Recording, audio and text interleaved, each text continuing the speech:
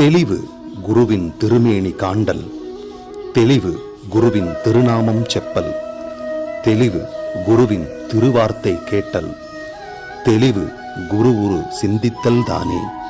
குருவே சரணம்.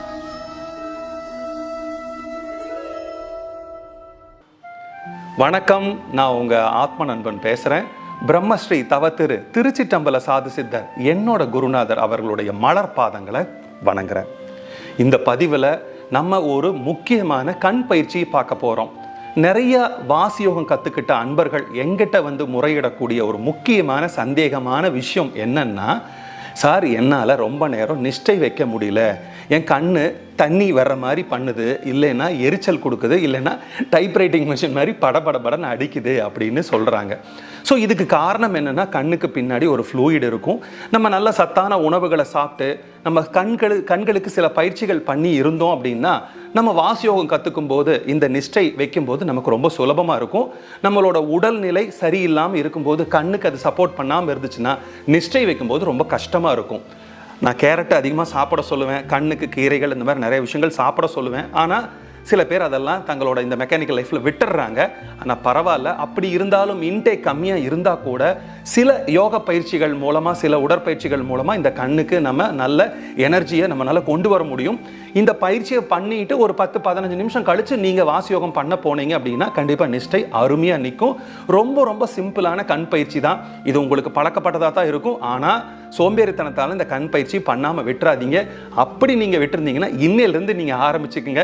என்ன சேலஞ்சுக்கு ரெடியா? ஸ்டார்ட் பண்ணலாமா? ரொம்ப ரொம்ப சிம்பிள். இங்கே பாருங்கள், உங்கள் கைகள் ரெண்டையும் இப்படி கோர்த்து வச்சு உங்கள் கட்டை விரலை இப்படி வச்சுக்கோங்க, சரிங்களா? உங்கள் நகைக்கண்ணை உங்கள் கண்ணுக்கு நேராக இருக்கிற மாதிரி வச்சுக்கோங்க. ஃபஸ்ட்டு பயிற்சி என்னென்னா ஜூம் இன் ஜூம் அவுட். அதாவது இந்த நகைக்கண்ணை உங்கள் கண்ணோட இந்த பொட்டு வைக்கிற பகுதிக்கிட்ட கொண்டு வந்து வச்சுட்டு அந்த உங்கள் கண்களால் அந்த இடத்த பாருங்கள். இந்த நகைக்கண்ணை பாருங்கள். Zoom in zoom out, zoom in zoom out. ஒரு 10 தடவை, 3, 4, 5 இந்த மாதிரி 10 தடவை ஜூம் இன் ஜூம் அவுட் பண்ணுங்க. இது முதல் பயிற்சி. ரெண்டாவது பயிற்சி பாருங்க, கண்ணுக்கு நேராக இப்படி வச்சுட்டு அப் அண்ட் டவுன். தலையை தூக்கக்கூடாது. எல்லாரும் பண்ற தப்பு, தலையை தூக்குவாங்க. தலையை தூக்காம கண்ணோட கருவிழி மட்டும் அப் அண்ட் டவுன், மேலையும் கீழையும், மேலையும் கீழையும், மேலே கீழே, இப்படி பார்க்கணும். இது ரெண்டாவது பயிற்சி. அடுத்தது அதே மாதிரி இப்படி நேராக வச்சுட்டு லெஃப்ட் ரைட், தலையை திருப்பக்கூடாது, கண்கள் மட்டும்தான் திரும்பணும். இந்த மாதிரி, ஓகேவா? அடுத்தது சுழற்சி. நம்ம இந்த கைகளை அப்படியே மேலே கொண்டு போயிட்டு இப்படி சுழற்சி, கிளாக் வைஸ் சுழற்சி. இது ஒரு 10 தடவையும், அதே மாதிரி ஆன்டி கிளாக் வைஸ் சுழற்சி ஒரு 10 தடவையும் இந்த மாதிரி பண்ணணும். அடுத்தது டயகனல் லெஃப்ட், டயகனல் ரைட்னு 2 பயிற்சி இருக்குது. எப்படின்னா இங்கே பாருங்கள், இப்படி டயகனல் ரைட்னா இப்படி, டயகனல் லெஃப்ட்னா இப்படி. உங்கள் கண்கள் டயகனல் ரைட் ஒரு டைம், டயகனல் லெஃப்ட் ஒரு டைம், அப்படி பண்ணிவிட்டு கடைசியாக லாஸ்ட்டாக மறுபடியும் zoom in zoom out, zoom in zoom out பண்ணிவிட்டு இதை க்ளோஸ் பண்ணுங்கள். இந்த பயிற்சியை நீங்கள் வாசியோகம் பண்ணுறதுக்கு ஒரு 15-20 நிமிஷத்துக்கு முன்னாடி நீங்கள் பண்ணலாம். இல்லை சார் எனக்கு அப்படி நேரம் இல்லைன்னா நீங்கள் சாயந்தர நேரம் பண்ணலாம். இதுக்கு சாப்பிட்ருக்கணும், வயிறு காலியாக இருக்கணும் அப்படிங்கிறதுல எதுவுமே இல்லை.